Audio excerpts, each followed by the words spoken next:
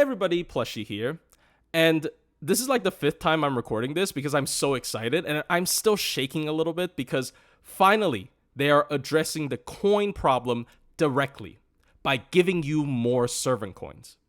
So essentially, the biggest change that they announced they will be making is that you'll be getting more servant coins per bond starting from bond 7 to bond 15.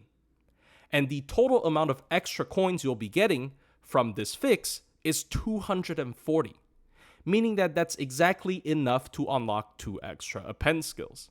Essentially, for whales and completionists, if you already have a perfect copy of a servant, well, you will still have a perfect copy of a servant after this anniversary because you will be getting 240 extra coins just from bonding your servant up. So, assuming you already bonded your servant up because you still need to bond them up to get a perfect copy before this Annie, well, they will just distribute the 240 extra coins that you would have gotten had this change been implemented into your present box. So, you can exactly, unlock the 2 extra append skills. So, that's great. No more pulling for more copies. The status quo is maintained in terms of how many copies of a servant you need to pull to max them out. However, this is not just a whale-centric change. In fact, I think this might be a bigger change for non-completionists and non-whales because now you will be able to unlock your append skills or 120 your servant with less amount of copies, because you'll be getting more coins per bond. So if your goal is just to 120 your servant without, using any append skills, for example, now you can do it at NP1, when back in the day, you probably aren't able to do that.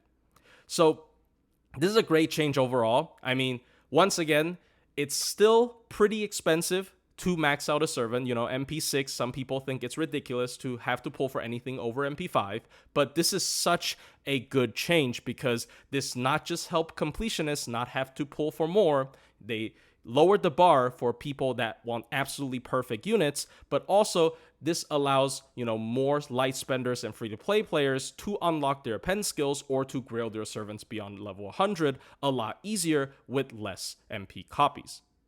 So that was basically the main change that they announced in order to try to fix this servant coin issue. All the following things that I'm going to say only applies to people who did actually summon for extra copies between the short period of anniversary and this announcement. So for example, if after the anniversary announcement, you decided to cave and then pull for NP8 space arrest just to max her out, well, now the 2 extra copies beyond NP6 is made obsolete with this change. So you will be compensated. Essentially, all of these obsolete servant coins will be turned into universal servant coins, which the most exciting part about this is probably the fact that there is a universal servant coin system in the game. So if they really want to elaborate on this in the future, they can make universal servant coins farmable, but I guess we'll see. As for now, this only applies to the very select few people who decided to pull for extra copies between anniversary and right now. So for SSR servants, if you pulled for anything beyond the NP6, the extra coins will turn into universal servant coins. As for limited or story lock 4 stars, if you pulled anything beyond NP10, you'll be getting universal servant coins. And for non-limited 4 stars, if you pulled anything above NP16, you'll also be getting universal servant coins. And obviously, those coins can be used to exchange for servant coins of the same rarity. So there's no trade up.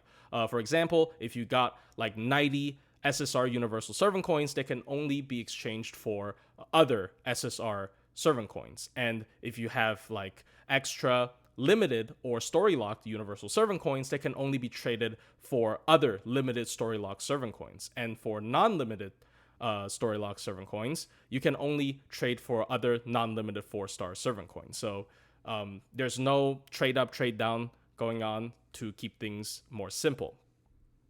And this, of course, includes not just the normal summons, not just Space Aresh, but everything on Raid Up or Story Summons or GSSR and Destiny Orders. So if you accidentally pulled for extra copies of each of these rarities, you'll be getting a little surprise in the form of universal servant coins. But that's obviously still only going to apply to a very small group of people.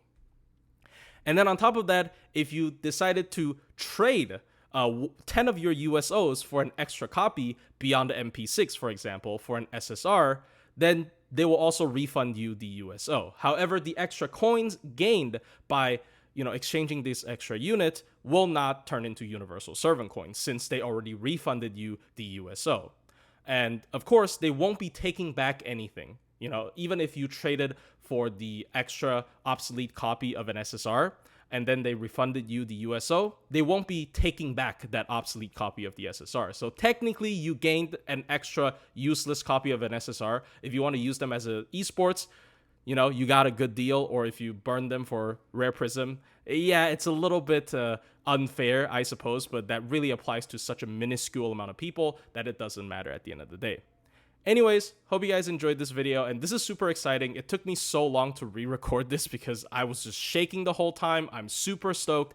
I no longer have to pull more copies for Korean Dark just to max her out, and yeah, that is such a relief for me as a whale, and this is just a great change overall for anyone. Now, see you guys in the next one.